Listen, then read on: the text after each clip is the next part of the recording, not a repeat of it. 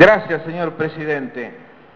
Una breve introducción que hace falta porque muchos de nuestros pares la ignoran o totalmente o parcialmente.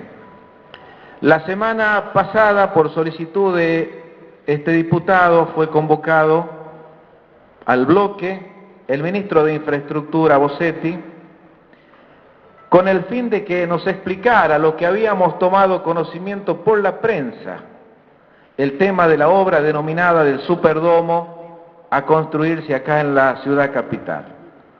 Como legislador en general, pero especialmente como legislador del departamento capital, sentí la obligación y la responsabilidad de conocer cuanto menos de qué hablábamos.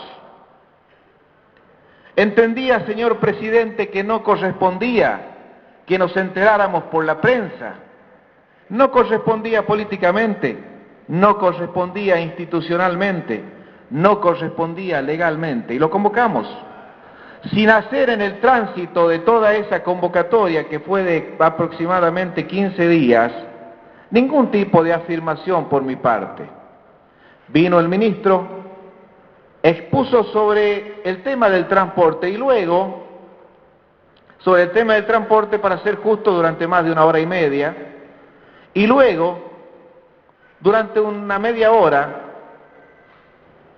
sobre el tema del Superdomo.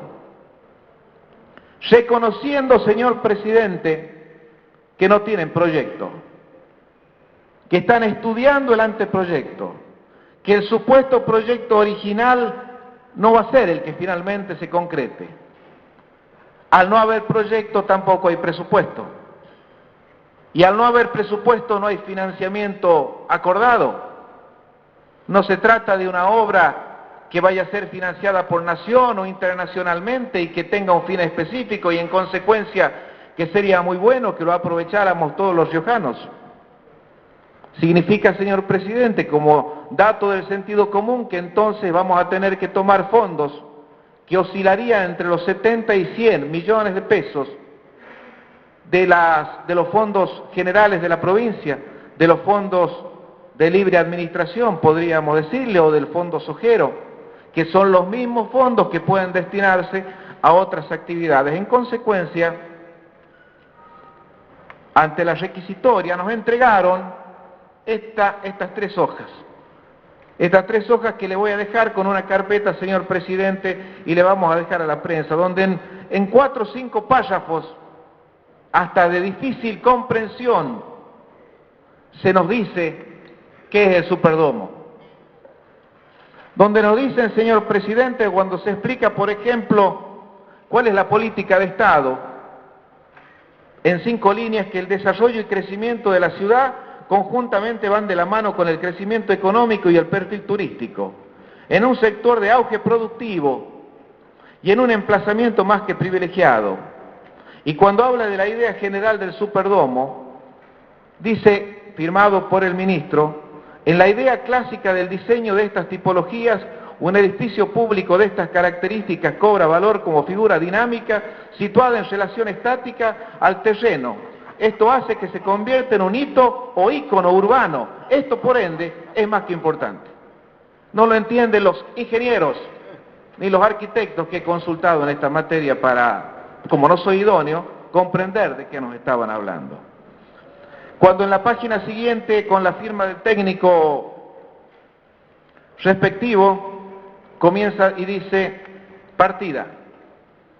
Diseñar un domo parece una tarea problemática para mí, de no ser que existen demasiadas razones y justificaciones más que valederas para reaccionar. Uno de estos sería, o mejor dicho, el primer desafío a tener en cuenta es el emplazamiento. Y con respecto a la idea, dice, no creo que el típico diagrama de estadio haya cambiado alguna vez en 2000 años. Es más, me atrevería a decir que es todavía el modelo del Coliseo, o el más vigente de estas tipologías. 4 hojas, 4 páginas, señor presidente. Ante esta situación, y consultado por la prensa, creí necesario, oportuno, hacer conocer mi impresión. Y lo hice públicamente, lo hice dando la cara, lo hice diciendo yo pienso, no mandé a decir, no pedí que el bloque dijera, digo yo, diputado, y lo digo y acá voy a dejar también copias de lo que dije en la prensa, sin insinuar negociados, sin decir que había otra cosa que la verdad. Dije 3 aspectos, señor presidente, compañeros diputados. Dije, no hay proyecto. Dije, no hay presupuesto. Dije, no hay financiamiento. Y dije después, también haciendo la salvedad, que desde el punto de vista político, que tiene que ver con la discrecionalidad, así como reconozco, también lo digo en el artículo, la facultad del Ejecutivo de determinar qué obra se hace o qué no, hay aspectos que son ineludiblemente de consenso. Uno de ellos tiene que ver con el trámite legal. No nos explicó el ministro cómo iba a ser, dónde estaba la licitación internacional, si la obra iba a venir de Estados Unidos, el techo. No hay licitación. Tampoco el mecanismo de excepción para que esta Cámara, por la ley correspondiente, autorice, como lo ha hecho en otras oportunidades, sin objeción prácticamente de nadie en este recinto, a que se contrate en forma directa si es que la emergencia y la calidad de la provisión lo amerita. Y he opinado en mi bloque y en la prensa que a mi modo de ver, por todo lo que he dicho, al menos debiéramos discutir si es prioritario, si no podríamos destinarlo a infraestructura social y deportiva que hemos visto acá, las cosas que se pueden hacer en el deporte, en la recreación, para los chicos sanos, pero también para los que tienen problemas de adicciones. Se puede no estar de acuerdo con esta opinión de quien habla. Lo único que pretendíamos era discutirlo y con todo el respeto, dije también que le pedí al gobernador, reconociendo su autoridad, que evaluáramos ese tema. ¿Cuál fue la respuesta, señor presidente? Ni una sola palabra oficial del ministro, sino a través de su radio, con sus empleados, y a través de páginas de Facebook, donde además se preserva el anonimato con cobardía, injuriando, calumniando, difamando y mintiendo. Voy a dejar copia de esto, señor presidente. No apelo ni a la cuestión de privilegio, ni apelo a la facultad sancionatoria que tiene esta Cámara en virtud del artículo 93 de la Constitución que preserva las inmunidades. Pero sí tomo el espíritu de esa preservación y el espíritu de esa idea de la inmunidad.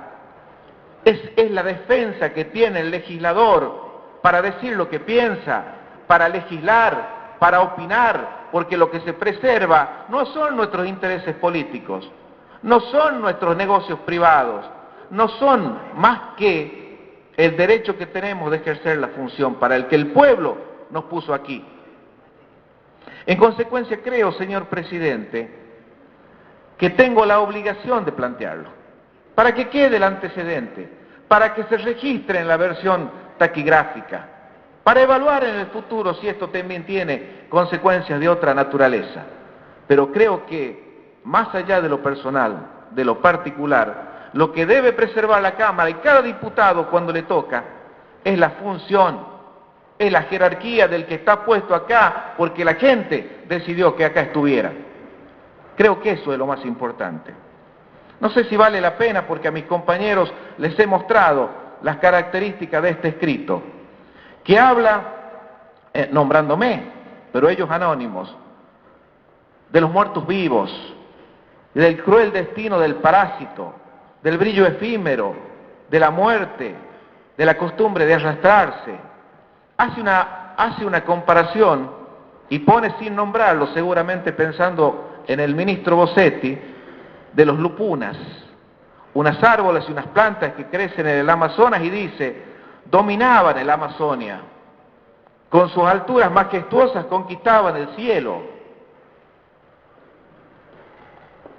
brindando sustento y cobijo a la fauna más maravillosa del planeta.